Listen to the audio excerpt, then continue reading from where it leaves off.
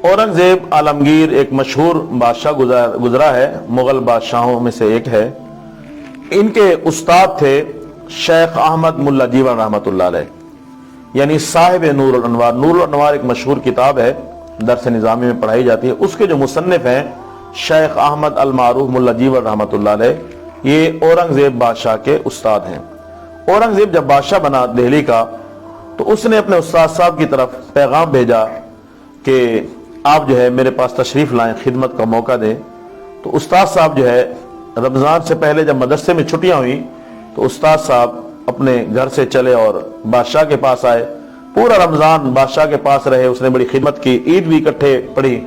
ईद के बाद उस्ताद साहब ने जब इजाजत दी, तो बादशाह ने अपनी जेब से एक चवन्नी निकाली और उस्ताद साहब की खिदमत में बतौर नजराना पेश की।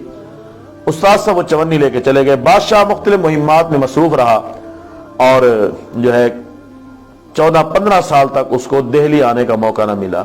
14-15 साल के बाद जब वो दिल्ली दोबारा वापस आया, तो उसके वजीर ने उसको बताया कि आपके उस्ताद बहुत बड़े जागीरदार हो गए हैं, अगर आपकी इजाजत हो तो उनसे लगाम वसूल किया जाए। बादशाह ने एक चिट्ठी भेजी उस्ताद को कि उस्ताद साहब मेरे पास तशरीफ लाएं और खिदमत का मौका दें, बड़ा अरसा हो गया आपकी जियारत नहीं की। तो मौलाना मुल्ला जीवन रहमतुल्लाह अलैह दोबारा बादशाह के पास आए। बादशाह ने जब देखा कि उस्ताद साहब का लिबास भी वही सादा है, मिजाज भी सादा है, खुराक भी सादा है, तो उसे हिम्मत ना हुई कि वो बादशाह अपने उस्ताद से पूछे कि आप इतने बड़े जागीरदार बन गए, कैसे बने। एक दिन उस्ताद साहब ने खुद ही बादशाह को सुनाया कि वो जो तुमने मुझे चवन्नी दी थी वो बड़ी बरकत वाली थी। उस चवन्नी से मैंने जाकर बनोला खरीदा और उस बनोले से मैंने कपास की जो फसल है वो काश्त की। अल्लाह पाक ने उसमें बड़ी बरकत दी और उसके जरिए मैं अपनी फसल बढ़ाता रहा और अपनी जमीन भी बढ़ाता रहा। अब मैं कई जागीरों का मालिक हूं और बहुत बड़ा जिम्मेदार हूं। तो बादशाह ने जब ये सुना कि उस चवन्नी की बरकत से ये हुआ है, तो उसने अर्ज की उस्ताद जी अगर इजाजत हो तो उस चवन्नी की कहानी मैं आपको सुनाऊं। साहब ने कहा जरूर सुनाओ। तो बादशाह ने अपना एक मुंशी भेज के एक बनिए को बुलाया और कहा कि 15 साल पहले का अपना जो खाता है वो भी साथ लेते आना। वो बनिया आ गया, बड़ा परेशान था, कांप रहा था कि आज बादशाह ने मुझे अपने पास बुला लिया है, खैरियत हो। तो बादशाह ने कहा कांपो नहीं, मैंने तुझे इसलिए बुलाया है कि 15 साल पहले का जो अपना खाता है ना वो जरा सुनाओ। तो उस बनिए ने सुनाना शुरू कर दिया कि मैंने इतने पैसे फलां को दिए, इतने पैसे फलां को दिए, इतने पैसे फलां को दिए। जब उस चवन्नी का जिक्र आया तो ये तो उसने लिखा हुआ था कि मैंने चवन्नी खर्च की, ये नहीं लिखा हुआ था कि किसको दी। तो बादशाह ने पूछा कि ये क्यों नहीं लिखा कि किसको दी।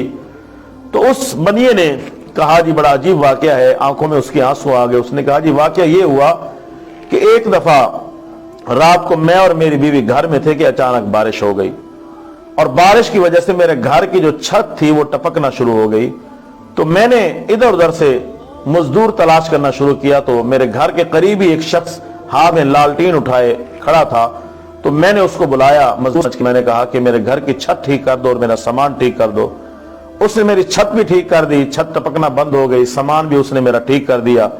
जब जाने लगा तो मेरे पास उस वक्त एक चवन्नी थी और मैंने वो चवन्नी उस मजदूर को दी और कहा कि ये तुम्हारी मजदूरी की बनिस्बत बहुत थोड़ी है, सुबह आना और कीमत ले जाना, अभी मेरे पास और पैसे नहीं है।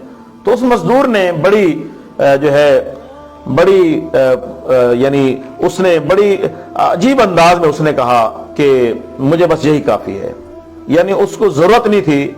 बड़े बेपरवाह अंदाज में उसने कहा कि बस मुझे यही काफी है और नहीं चाहिए। तो बनिया कहते हैं कि मैंने उसको कहा कि यार और ले जाना, तो उसने कहा देनी है तो यही दो वरना मैं ये भी नहीं लूंगा। तो वो बनिया कहते हैं मैंने वो चवन्नी उसको दी और वो चला गया। तो बादशाह ने उस बनिया को इजाजत दी। जब बनिया चला गया तो बादशाह ने कहा उस्ताद साहब मेरी ये आदत है कि मैं रात को भेस बदल के अपने इलाकों के चक्कर लगाता हूं अपनी रियाया के हालात दरियाफ्त करने के लिए। तो उस रात भी मैं भेस बदल के चक्कर लगा रहा था कि अचानक जो है बारिश शुरू हो गई और इसने मुझे बुलाया। तो मैंने मौका देखा कि हलाल कमाने का, खून पसीने की कमाई कमाने का मौका है। तो मैंने खून पसीने की मेहनत की, कमाई की, उसके बदले वो जो चवन्नी मिली तो मैंने उसको संभाल के रखा कि ये बड़ी बरकत वाली है क्योंकि ये मेरे खून पसीने की कमाई है। तो मैंने वो फिर आपको हदिया दी और उसमें अल्लाह ताला ने बरकत दी। तो इससे साबित ये हुआ कि हलाल में बड़ी बरकत होती है। हराम का जितना भी पैसा हो उसमें ना ही बरकत है ना सुकून है। हलाल का पैसा कम हो उसमें बरकत भी है, सुकून भी है। اور یاد رکھیں حلال کھانے والا اللہ کو بڑا پسند ہے. اور اللہ پاک نے حضور علیہ السلام نے ارشاد فرمایا کہ القاسب حبیب اللہ، یعنی جو ہاتھ کی کمائی سے، خون پسینے کی کمائی سے جو اپنا اور اپنے بیوی بچوں کا پیٹ بھرتا ہے وہ اللہ کا محبوب ہوتا ہے، وہ اللہ کا محبوب ہوتا ہے. حرام کھانے والا جو ہے یہ یقیناً اللہ کو ناپسند ہے. اگر پیٹ میں حرام موجود ہے اللہ پاک نہ دعا قبول کرتا ہے نہ عبادت قبول کرتا ہے.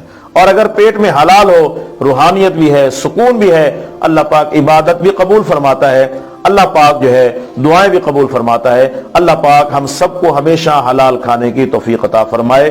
آمین ثم آمین.